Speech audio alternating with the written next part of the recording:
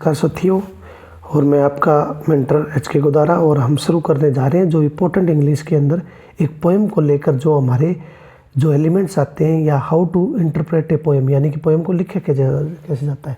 तो दो पार्ट होते हैं हमारे पोएम को लिखने के, एक सब्जेक्टिव और एक ऑब्जेक्टिव। सब्जेक्टिव होता है उसके हमारे अंदर हमारी पर्सनल फीलिंग आती है, यानी कि उसके अंदर डायरेक्ट जो एक्सप्रेशन है वो किया जाता है। ऑब्जेक्टिव के अंदर डायरेक्ट नहीं किया जाता। सब्जेक्टिव के अंदर क्या किया जाता है, हमारा लिरिक है, सोनेट है, एलजी है, ओड है, और हमारा आइडियल आ जाता है, यानी कि जिसमें जो लेखक की सीधी भावनाएं जुड़ी होती है उसको क्या बोलते हैं, सब्जेक्टिव पोइट्री। फिर आ जाता है ऑब्जेक्टिव। ऑब्जेक्टिव होता है it express poet thought and emotion indirectly, यानी कि वो डायरेक्टली है, ये इनडायरेक्टली है, ये पर्सनल है, ये क्या है, इम्पर्सनल है। जिसके अंदर बैलेड आ जाता है, ड्रामेटिक मोनोलॉग आ जाता है, या हमारा एपिक आ जाता है, महाकाव्य, क्योंकि ये बातें हम किसी और की कही हुई या सुनी हुई हम लिखते हैं। लेकिन इसके अंदर जो सब्जेक्टिव है उसके अंदर लेखक है वो खुद अपने दिमाग में जो उसके है वो लिखता है। तो ये तो था दोनों सब्जेक्टिव और ऑब्जेक्टिव के बीच डिफरेंस। फिर है टर्सेट राइम। टर्सेट राइम यानी कि तीन, टर्सेट का मतलब तीन।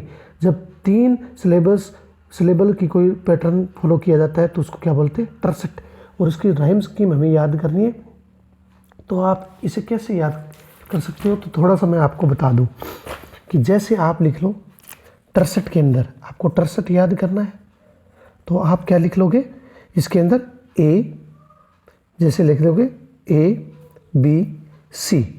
तो सबसे पहले हम क्या करेंगे, ए है बी ए, बी है ए, बी है तो सी बी, फिर सी डी, फिर क्या कर देंगे DED।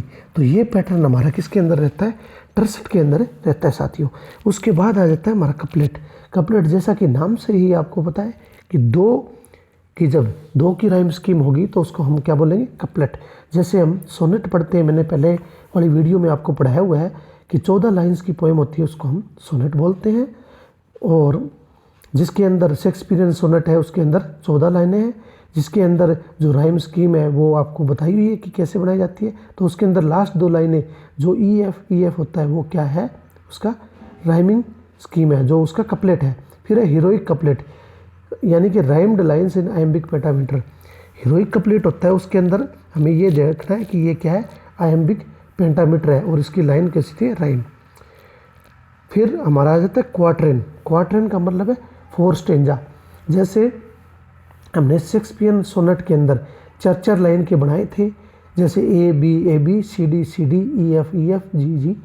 तो जिस प्रकार हमने सोनेट के अंदर शेक्सपियर के अंदर 4 क्वार्टर के बनाए थे उसको बोलते हैं क्वार्टर स्टेंजा। फिर है ओट्टावा राइम, यानी कि 8 लाइन्स प्लस एम्बिक पेंटामीटर, यानी कि 8 लाइन हो प्लस में क्या हो, एम्बिक पेंटामीटर, उसको कौन सी स्कीम बोलते हैं, ओट्टा राइम। नेक्स्ट देखते हैं। फिर हमारा आ जाता है चौसरियन स्टेंजा, बहुत इंपॉर्टेंट है, चौसर से क्वेश्चन जरूर बनना है। पिछली वीडियो में मैंने बता रखा है, चौसर में 7 लाइन स्टेंजा आता है प्लस आयम्बिक पेंटामीटर, यानी कि 7 लाइन प्लस में आयम्बिक पेंटामीटर लिखा जाता है। और इसकी राइमिंग स्कीम याद रखनी है, AB BCC। और इसे रीमा रॉयल भी कहा जाता है।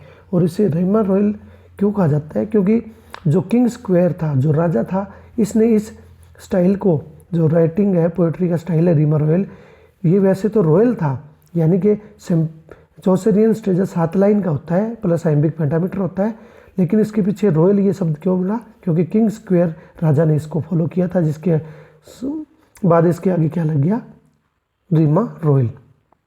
तो नेक्स्ट देखिए स्पेंसरियन स्टेंजा, जो एडमंड स्पेंसर है वो कौन सा प्रयोग करते हैं, जो इनका है 9 लाइन स्टेंजा। हमें ध्यान रखना है कि चौसर का 7 लाइन का है और एडमंड स्पेंसर जो इनके कंटेम्प्रेरी है उनका 9 लाइन का स्टेंजा है, और प्लस में आयम्बिक पेंटामीटर है। इसमें देखो दोनों में ही आयम्बिक पेंटामीटर का यूज़ हो रहा है, लेकिन ये 7 लाइन का है और ये 8 लाइन का है।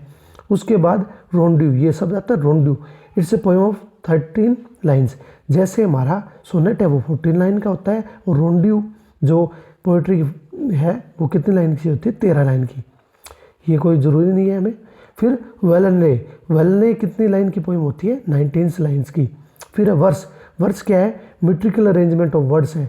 जब हम एलिट्रेशन, एसोनेंस, कॉन्सोनेंस लिखते हैं तो वो क्या होता है, वर्स का स्टाइल होता है। फिर है ब्लैंक वर्स। ब्लैंक वर्स के अंदर क्या लिखता है, अनराइम्ड वर्स प्लस में आइम्बिक पेंटामीटर। देखो लगभग आइम्बिक पेंटामीटर आएगा, चाहे सोसेरियन हो चाहे स्पेंसरियन हो, लेकिन इसमें क्या होता है, अनराइम्ड, यानी कि उसमें कोई राइम नहीं होती ब्लैंक वर्स के अंदर। और इसको इंट्रोड्यूस किसने किया था, अर्ल ऑफ सरे। फिर आ जाता है फ्री वर्स। फ्री वर्स यानी कि जिसके अंदर ना तो राइम हो ना ही कोई रिदम हो, नो राइम और रिदम उसके अंदर नहीं होती है। फिर आगे हम थोड़ा और देखते हैं, फिर मैं आपको बताते था रिदम क्या होती है। रिदम जो फ्लो होता है किसी भी कविता को बोलने का, जो फ्लो होता है, कभी हम धीरे बोलते हैं कभी ज़ोर से बोलते हैं, यानी कि स्ट्रेस एंड स्ट्रेस को फॉलो करते हुए जो ताल हम लेते हैं, लय बनाते हैं, उसको बोलते हैं रिदम। फिर होता है हमारा राइम। राइम क्या होती है, जो भी हमारा इलिट्रेशन या एसोनेंस, यानी कि एंडिंग लाइन में जो वोवल या कॉन्सोनेंट को जो आवाज़ आती है उसको हम क्या बोलते हैं, राइम बोलते हैं। जैसे and rhyme, occurs end of line. And rhyme क्या होती है, राइम डिफरेंट प्रकार की है। एंड राइम वो होती है जो लाइन्स के अंत में आती है। इंटरनल राइम होती है जो बीच में आती है। मस्कुलियन और स्ट्रॉन्ग राइम क्या होती है, जैसे एक सिलेबल है, स्ट्रेल चिल के बीच में एक सिलेबल है, तो इसको जो बोल रहे हैं हम क्या बोल रहे हैं, स्ट्रेस कर रहे हैं, सिंगल सिलेबल है, और इसको क्या बोलते हैं, मस्कुलियन और स्ट्रॉन्ग राइम। ये राइम के क्या है साथियों, प्रकार हैं, और बाकी ये ज़रूरी नहीं है। उसके बाद हम आगे चलते हैं। पोएटिक डिक्शन आपको याद रखना है, जब वर्ड्स के साथ सिलेक्शन ऑफ वर्ड्स, यानी कि किसी पोइट्री को लिखने से पहले वर्ड्स का सिलेक्शन होता है, उसको बोलते हैं पोएटिक डिक्शन। उसके बाद मीटर। मीटर क्या है, हमें ध्यान रखना है। मीटर क्या होता है, stressed and unstressed syllables in the verse, यानी कि कविता के अंदर जिन शब्दों के अंदर स्ट्रेस या अनस्ट्रेस आता है उसको क्या बोलते हैं, मीटर। मीटर से ही हमें पता चलता है कि किसको स्ट्रेस करना है, किसको अनस्ट्रेस करना है। फिर सिलेबल जान लेते हैं। सिलेबल क्या है, इट इज़ ए वर्ड और पार्ट कंटेनिंग वोवल। जो भी शब्द के अंदर कोई एक वोवल आता है और जिसके ऊपर बोलते हुए हमारी टंग है वो गोल घूमती है, तो उसको क्या बोलते हैं, सिलेबल। फिर है मीटर, यानी कि फुट। फुट क्या होता है, combination of stressed and unstressed syllable. Combination होता है स्ट्रेस और अनस्ट्रेस का। फिर एक्सेंट। एक्सेंट आप जानते हो, जिस सिलेबल्स को जो बोलने का तरीका है, यानी कि प्रोनाउंस कैसे किया जाएगा, उसको क्या बोलेंगे हम, एक्सेंट। इसके बाद हमें जो ध्यान रखना है वो रखना है कि ये तो चलो हो गया iambic pentameter, unstressed plus stress. आपको ये ज़रूर याद रखना है एग्ज़ाम देने से पहले, क्योंकि लगभग यहाँ से आपका क्वेश्चन ज़रूर बनेगा। आइम्बिक क्या होता है, आपको पहले ही बता दिया, ये एक मीटर होता है, राइम को लिखने का स्टाइल होता है। तो इसमें क्या होता है, स्ट्रेस्ड अनस्ट्रेस्ड प्लस स्ट्रेस, यानी कि पहला जो सिलेबल होगा वो अनस्ट्रेस होगा, दूसरा स्ट्रेस होगा। ट्रोचिस का उल्टा है, पहला स्ट्रेस होगा, दूसरा अनस्ट्रेस।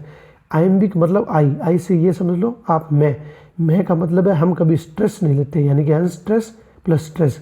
फिर ट्रोचिस का उल्टा हो जाएगा। एनाफेस्टिक है, इसके अंदर 2 syllables unstress plus third syllable क्या होता है, स्ट्रेस्ड। आपको एनाफेस्टिक जरूर याद रखना है कि 2 सिलेबल है वो अनस्ट्रेस्ड होते हैं और एक स्ट्रेस्ड होता है। फिर है डक्टाइल। डक्टाइल के अंदर उल्टा है, स्ट्रेस सिलेबल प्लस 2 अनस्ट्रेस्ड, यानी कि डक्टाइल एनाफेस्टिक का उल्टा है। इसमें 2 अनस्ट्रेस हो जाएंगे और एक क्या हो जाएगा, स्ट्रेस। तो इस प्रकार इन चीज़ों को हमें याद रखना है। फिर है एम्बी एनीफेब्रिक, एम्बी फ्रैक, इसको याद रखने की जरूरत नहीं है साथियों, इंपॉर्टेंट नहीं है। फिर आपकी आ जाती है फिगर ऑफ स्पीच, जिसके अंदर आपको एंटीथेसिस याद रखना है। ये मैंने पहले भी करा दिया कि विरोधाभासी, जब दो आपस में सेंटेंस कॉन्ट्राडिक्टरी हो, जैसे God made the country, God made the country, man made the town, ये एंटीथेसिस क्या आ जाता है। फिर ट्रांसफर एपिथेट, यानी कि किसी और पे हम जब एब्स्ट्रैक्ट क्वालिटी है, अपनी क्वालिटी है, वो दूसरे के ऊपर ट्रांसफ़र करते हैं। I passed the night on sleepless pillow, अब हमारी जो नींद है वो स्लीपलेस पिलो पे ट्रांसफ़र कर दी है, तो उसको बोलते हैं ट्रांसफर एपिथेट।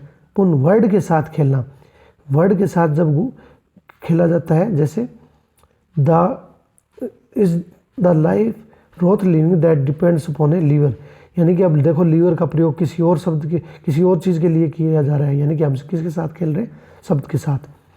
क्लाइमेक्स ध्यान रखना है, जब भी फिगर्स ऑफ स्पीच में स्टेप बाय स्टेप कोई चीज़ इंक्रीज हो रही हो, यानी कि पॉजिटिव क्लाइमेक्स हो रहा हो, यानी कि इंप्रेसिव वर्ड का यूज़ करते हैं, जैसे आई कनकर, पहला जीत, फिर हंसा, फिर गाया और फिर नाचने लगा, यानी कि लगातार क्या बढ़ रही है, इसके अंदर जॉय बढ़ रहा है तो क्लाइमेक्स है।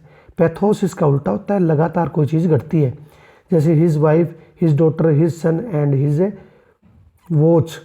देखो हिज वाइफ, पहले वाइफ आई, फिर डॉटर आई, फिर उसका सन आया, फिर हिज वॉच आई।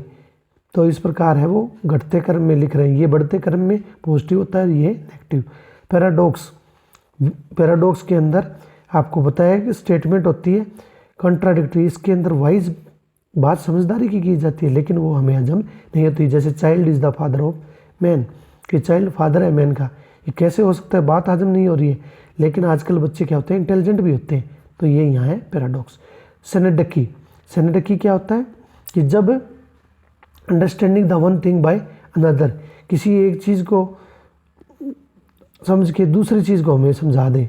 जैसे Kalidas is the Shakespeare of India, ये क्या है कि सेनेडकी है। फिर देखो सिमिली का आपको बताया एज और लाइक का प्रयोग होता है, इसके अंदर मेटाफर में डायरेक्ट कंपैरिजन होता है, ये आपको चीज़ें बताई हुई है। पर्सोनिफिकेशन भी आपको बताया हुआ है कि जैसे अब्स्ट्रैक्ट क्वालिटियों को हम क्या करते हैं, compare, death lies is IC and, death का आईसी एंड के साथ कंपेयर किया, ये पहले करवा चुका हूँ। ऑक्सीमोरोन, विरोधाभासी, दो सिमिलर शब्द एक साथ इकट्ठे आते हैं, जैसे स्वीट बिटर, स्वीट का उल्टा क्या है बिटर, फेथ का क्या है अनफेथफुल। तो ऐसे शब्द जब भी आए, ऑनर डिसऑनर, अनफेथफुल फेथफुल, तो ऐसे आए तो उसको क्या बोलते हैं, विरोधाभासी यानी कि एक्सोमर। अपोस्ट्रोफी आपको कराया हुआ है, प्लस में ये साइन आए, प्लस में वो क्या बनाता हो, डेड या मृत्यु या एब्सेंट को क्या करता हो, एड्रेस करता हो। सॉलिट्यूड, ये देखो निशान आया हुआ है। फिर आगे charms they sages have seen the face, ये आपको सब कराए हुए हैं। क्लाइमेक्स आपको अभी कराया है कि सबसे पहले बढ़ते क्रम में आएगा, आई केम, आई सो, आई कन, यानी कि क्लाइमेक्स है वो बढ़ते क्रम में आएगा। एंटी क्लाइमेक्स उल्टा हो जाता है इसका। हाइपरबोल आपको बताता है बढ़ा चढ़ाकर किसी चीज़ को हम कहते हैं कि आई लव ओफेलिया 40,000 ब्रोदर, ये पहले भी आपको कराया हुआ है। ओनोमोटोपिया भी आपको बताया हुआ है, साउंड की स्टडी। एलिट्रेशन क्या होता है, बार बार किसी चीज़ की रिपीटेशन, चाहे वो साउंड हो, वो कॉन्सोनेंट की भी हो सकती है और एसोनेंस। कॉन्सोनेंस होता है कॉन्सोनेंट का बार बार रिपीट होना, एसोनेंस होता है वोवल का बार बार रिपीट होना। एम्बिग्यूटी आ सकता है, आपका वर्ड भी पूछा जाता है, इसका वैसे तो मतलब होता है confusion. It stands to multiple meaning, यानी कि जब एक ही चीज़ के बहुत सारे मीनिंग हो। इफेक्टिव पॉलिसी, यानी कि जब किसी राइटर के ऊपर इफेक्ट पड़ता है, भावनाओं का इफेक्ट पड़ता है, तो उसको क्या बोलते हैं, इफेक्टिव पॉलिसी। बाकी करने की ज़रूरत नहीं है आपको। पैथेटिक पॉलिसी, जिसके अंदर हमारी क्या होती है, नेचुरल ऑब्जेक्ट्स को मान लेते हैं ह्यूमन बींग्स, और उसमें क्या करते हैं हम कंपेयर। तो ये छोटी सी क्लास थी आपके लिए।